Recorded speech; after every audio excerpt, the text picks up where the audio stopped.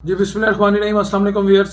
वफाकी काबीना ने जनरल आसिम मुनीर को फील्ड मार्शल के ओहदे पर तरक्की दे दी है। और पाकिस्तान में अगर आप पाकिस्तान की मिलिट्री की हिस्ट्री उठाकर देखें तो दो ऐसे अफराद हैं जो इन ओहदों पर बड़ा जमान हुए हैं। सबसे पहले अयूब खान थे जो फील्ड मार्शल के ओहदे पर आए थे। अब उनके बाद जनरल ज़ियाउल हक भी आए, मुशर्रफ साहब भी आए, असलम बेग साहब भी आए, मैं मुख्तलिफ नाम ले रहा हूँ, ठीक है जी।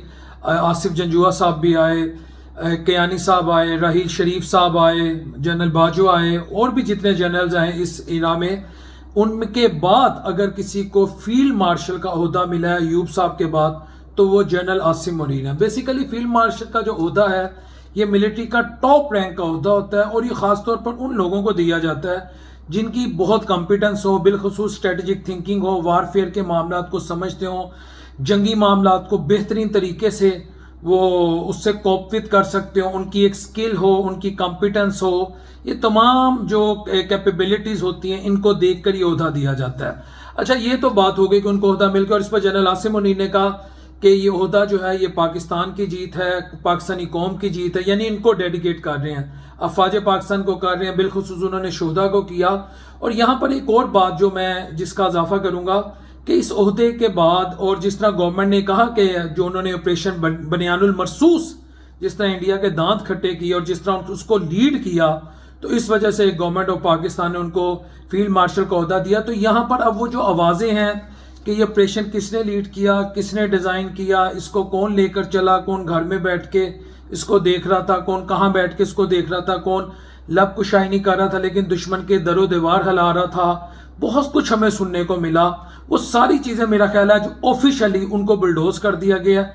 Now it is crystal clear कि इस जंग को जिसमें हमने अपनी से कई गुना बड़ी ताकत को शिकस्त दी, और ये मैं आपको बता रहा हूँ कि पाकिस्तान के जो थे 3 एयर बेसिस जो थी ऑपरेशनल थी और इंडिया की 11 एयर बेसिस ऑपरेशनल थी, ठीक है जी।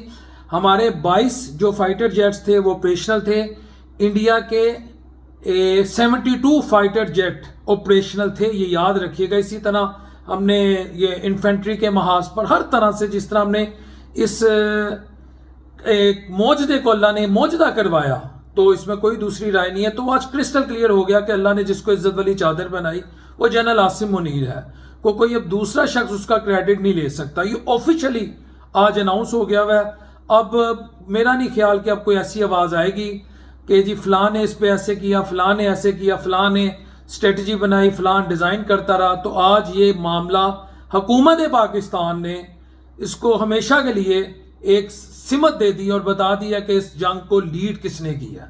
तो मेरा नहीं ख्याल कि तीसरी आवाज़ आनी चाहिए और एक तरह से सबको क्लियर मैसेज चला गया कि जो आपकी पोजीशन है आप उसी में रहें। अस्सलाम वालेकुम रहमतुल्लाहि व बरकातहू।